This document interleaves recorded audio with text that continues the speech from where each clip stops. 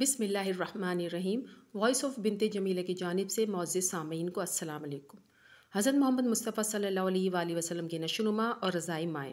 قدیم عرب میں یہ عام دستور تھا کہ جب بھی ان کے ہاں کسی بچے کی ولادت ہوتی تو اس کی بہتر نشوونما کے لیے اس کو دیہی علاقوں میں پرورش کے لیے بھیج دیا کرتے تھے۔ اس دوران ان بچوں کی رضاعت کا بندوبست ان علاقے میں موجود پیشہ ور خواتین اجرت لے کر فرمایا کرتی تھیں، جس سے ایک طرف تو بچوں کی نشوونما دیہاتی علاقوں کی شفاف آب و ہوا میں ہوتی اور دوسری طرف ان کی غذا کا بندوبست ان علاقوں میں موجود غریب مگر محبت کرنے والی دائیاں اور رضائی ماؤں کے دودھ پلانے سے ہوتا تھا۔ عرب کی اسی دستور کے مطابق جب آپ صلی اللہ علیہ وآلہ وسلم کی ولادت ہوئی تو آپ کی رضاعت اور پرورش کی ذمہ داری حضرت حلیمہ سعدیہ کے سپرد کی گئی، جس کو آپ نے نہایت ہی خوش اسلوبی کے ساتھ سر انجام دیا۔ دیہی علاقوں میں نومولود بچوں کی نشوونما۔ اپنے بچوں کی پرفضا، شفاف اور بہتر آب و ہوا میں پرورش کروانے کے لیے عرب کے شہروں اور صحرائی علاقوں کے لوگ اپنے بچوں کو دیہی اور قدرے سرسبز علاقوں میں بھیجا کرتے تھے۔ روسائے عرب اپنے بچوں کو ان بدوی خواتین کے پاس بہتر نشوونما کے لیے اس لیے چھوڑ دے تاکہ وہ دیہاتی آب و ہوا میں پل کر مضبوط اور صحت مند ہو سکیں۔ اس کے ساتھ ساتھ دیہی علاقوں میں رہنے سے جو دوسرا فائدہ ان بچوں کو ہوتا وہ ان کی زبان دانی یعنی ان کے کلام میں فصاحت اور بلاغت کا ظہور ہونا تھا، کیونکہ دیہاتی علاقوں کی زبان دانی ہر قسم کے بیرونی آمیزش سے پاک ہوتی تھی اور اس میں غیر عربی الفاظ کا دخل تقریباً ناپید ہوتا تھا۔ اس لیے اس ماحول میں پلنے والے بچے عربی زبان بنسبت دیگر بچوں کے بہتر اور اعلیٰ انداز میں بولا کرتے تھے۔ اس بلاغت لسانی اور فصاحت کلامی کی تصدیق اس روایت سے بھی ہوتی ہے جس میں حضرت سیدنا ابوبکر صدیق رضی اللہ تعالیٰ عنہ نے آپ سے مخاطب ہو کر فرمایا تھا، اللہ کے رسول، میں نے آپ سے بڑھ کر بلیغ اور فصیح کلام کرنے والا کسی کو نہ پایا۔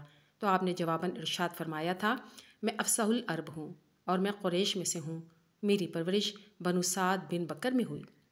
مذکورہ بالا حدیث پر تذکرہ کرتے ہوئے علماء فرمایا کرتے ہیں کہ اہل مکہ کا یہ دستور تھا کہ وہ اپنی اولاد کے کھیل کود اور پرورش کے لیے دیہاتی زمین کا انتخاب کیا کرتے تھے، اور ان کا یہ عمل قابل تعریف اور لائق تقلید تھا۔ جدید دور میں بھی موجود تعلیم و تربیت کے میدان سے تعلق رکھنے والے دانشوروں کی رائے بھی یہی ہے کہ اگر نومولود بچوں کی تربیت دیہی علاقوں میں کی جائے تو اس کے مثبت اثرات نہ صرف ان کی صحت اور مزاج پر پڑتے ہیں بلکہ اس کے ساتھ ساتھ ان کی زبان دانی اور قادر الکلامی بھی دیگر بچوں کی نسبت منفرد اور اعلیٰ ہوتی ہے۔ آپ صلی اللہ علیہ وآلہ وسلم کی رضائی ماؤں کے اسماء گرامی اور ان کی کل تعداد۔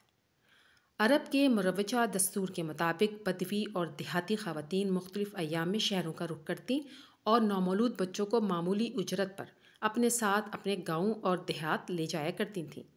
وہ وہاں پر ان بچوں کی رضاعت اور نشوونما کے انتظامات نہایت ہی محبت اور جان فشانی سے فرمایا کرتی تھیں، اور جب بچے تقریباً 2 سال کے ہو جاتے تو وہ ان کو ان کے والدین کے حوالے کر دیتی، جس کے بدلے میں وہ کوئی خاص رقم نہ وصول کرتی، البتہ جو رقم ان کو مل جاتی اس پر قناعت کر کے اپنا گزر اوقات کیا کرتی تھیں۔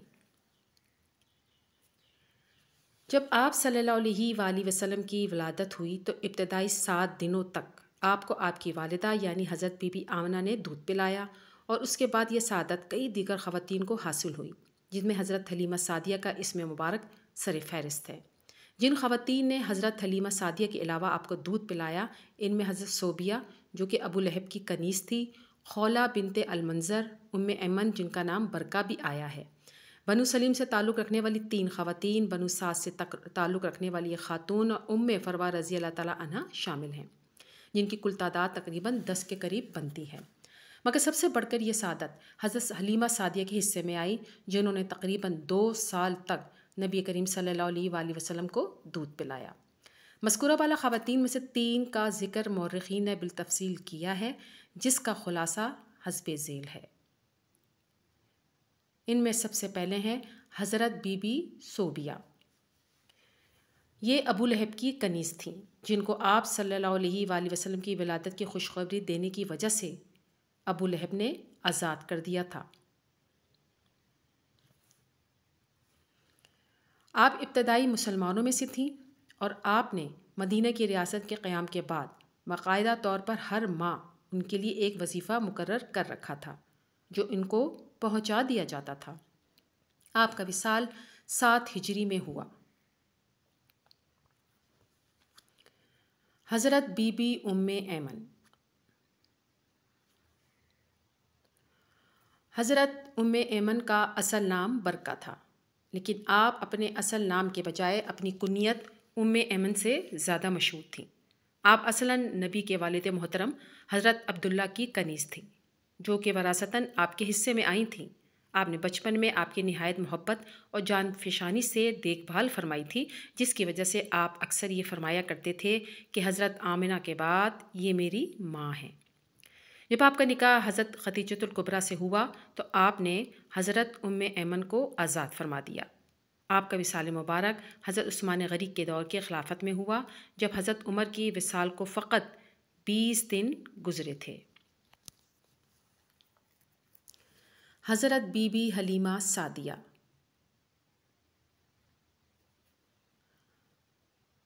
جب آپ صلی اللہ علیہ وآلہ وسلم کی عمر مبارک فقط 8 روز تھی، اس وقت مکہ میں کچھ خواتین اس غرض سے داخل ہوئیں کہ ان کو رضاعت کے لیے کچھ بچے میسر آ جائیں۔ حضرت حلیمہ سعدیہ، جن کا تعلق بنو سعد قبیلے سے تھا، وہ بھی ان خواتین میں شامل تھیں، لیکن آپ کی خوش بختی یہ تھی کہ آپ کی کفالت اور رضاعت کا تاج آپ کے سر مبارک پر سجایا گیا۔ آپ کا قبیلہ بنو سعد قبیلہ حوازن کی ایک شاخ تھا، جس کی تفصیل بیان کرتے ہوئے عمر ابن رضا کا حالہ بیان کرتے ہیں۔ قبیلہ حوازن، جس کا تعلق قبیلہ عدنان سے تھا، وہ قیس ابن ایلان کی اولاد میں سے تھے۔ ان کا شجرہ نسب بنو سعد بن بکر بن حوازن بن منصور بن اکرمہ بن خصفہ بن قیس بن ایلان ہے۔ وہ صراط سے آنے والے پہاڑی سلسلوں کے درمیان موجود وادی کے رہائشی تھے۔ وہ جس چشمے سے پانی پیتے تھے اس کا نام تقطت تھا۔ یہ لوگ پیشے کے اعتبار سے چرواہے تھے۔ یہ لوگ یوم جبلہ سے اپنے تعلق کی وجہ سے مشہور ہوئے، اور یہی وہ قبیلہ ہے جس میں آپ نے پرورش پائی۔ 9 ہجری میں بنو سعد قبیلے کا ایک وفد زمام بن ثعلبہ کی سربراہی میں آپ سے ملنے کے لیے آیا، جس نے آپ کے دست مبارک پر دین اسلام کو قبول کیا۔ جب حضرت عبد المطلب کی ملاقات حضرت حلیمہ سعدیہ سے ہوئی تو آپ نے ان کے نام اور خاندان سے متعلق تفصیلات ان سے طلب فرمائیں۔ جب آپ نے حضرت عبد المطلب کو اپنا نام بتایا اور اپنے قبیلے بنو سعد کا تعارف پیش فرمایا تو حضرت عبد المطلب مسکرا دیے اور ارشاد فرمایا، بہت خوب، سعادت اور حل جمع ہو گئے۔ یہ دونوں وہ عظیم صفات ہیں جو اپنے اندر ہر خیر کو سمیٹے ہوئے ہیں۔ اس کے بعد ہی حضرت عبد المطلب نے یہ فیصلہ فرما دیا کہ آپ کو رضاعت اور پرورش کے لیے حضرت حلیمہ سعدیہ کے حوالے کر دیا جائے۔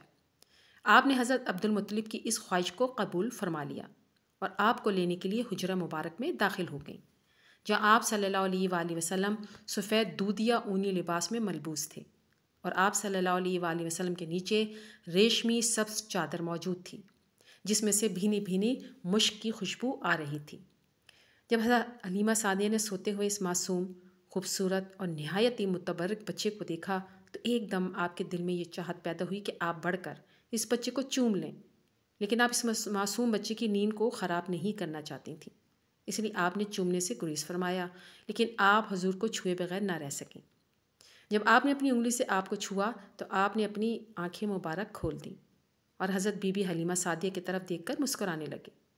آپ نے جب آپ کی اس دلکش مسکراہٹ کو دیکھا تو آپ سے رہا نہ گیا اور آپ نے ایک دم بڑھ کر اس معصوم بچے کو اپنے سینے سے لگا لیا۔ اس کے بعد وہ اس بابرکت بچے کو لے کر اپنے شوہر کے پاس چلی گئیں۔ ان دونوں حضرت حلیمہ کے سینے میں اپنے ایک بیٹے کے لیے بھی دودھ موجود نہیں تھا، اور نہ ہی آپ کے پاس موجود جانوروں کے تھنوں میں اتنا دودھ دستیاب تھا جو اس بچے کی رضاعت کے لیے کافی ہو سکے۔ لیکن جب آپ نے رضاعت کے لیے آپ صلی اللہ علیہ وآلہ وسلم کو گود لیا تو آپ کے وجود مبارک میں اتنا دودھ بھر گیا جو کہ نہ صرف رسول اللہ صلی اللہ علیہ وآلہ وسلم کی رضاعت کے لیے کافی ہوتا تھا، بلکہ آپ کے رضائی بھائی کے لیے بھی کافی اور شافی ہو جایا کرتا تھا۔ اس کے علاوہ وہ جانور اور مویشی جن کے تھن سوکھ گئے تھے، آپ کی آمدہ مبارکہ کے ساتھ ہی وہ نہ صرف صحت مند اور توانا ہو گئے بلکہ ان کے تھن بھی دودھ سے بھر گئے تھے۔ آپ کی ان خصوصیات کا ذکر کرتے ہوئے حضرت بی بی حلیمہ سعدیہ فرمایا کرتی تھیں کہ جب وہ آپ کو دودھ پلاتی تو آپ کو اپنے دائیں طرف پیش فرماتی، جس سے آپ دودھ نوش فرمایا کرتے، مگر جب وہ آپ کو اپنے بائیں جانب سے دودھ پلانے کی کوشش کرتی تو آپ اپنا رخ مبارک پھیر لیا کرتے تھے، کیونکہ اس پستان سے آپ کے رضائی بھائی دودھ پیا کرتے تھے اور یہ بات عدل کے خلاف تھی کہ آپ ان کے حصے سے دودھ پئیں۔ حضرت حلیمہ سعدیہ نے تقریباً 24 ماہ کا طویل عرصہ آپ کی رضاعت اور کفالت فرمائی، یہاں تک کہ آپ کے مکہ واپسی کا وقت آن پہنچا۔ جب آپ حضور کو لے کر حضرت بی بی آمنہ کے پاس پہنچی تو فرط محبت سے اس قدر روئیں کہ حضرت آمنہ مجبور ہو گئیں کہ وہ مزید کچھ عرصے کے لیے آپ کو حضرت حلیمہ سعدیہ کے پاس رہنے دیں۔ آپ نے مزید کچھ عرصے تک آپ کی نشوونما فرمائی اور پھر واقعہ شق الصدر کے بعد بالآخر خوف سے مجبور ہو کر آپ کو ان کی والدہ ماجدہ کے حوالے فرما دیا۔ آپ کا وصال 9 ہجری میں ہوا اور آپ کی قبر مبارک جنت البقیع میں موجود ہے۔ تمام دوستوں سے گزارش ہے کہ ایک مرتبہ درود ابراہیمی ضرور پڑھ دیجیے۔ جزاک اللہ خیر۔ ویڈیو اچھی لگے تو لائک کیجیے اور ثواب کی نیت سے اپنے دوستوں کو شیئر ضرور کیجیے۔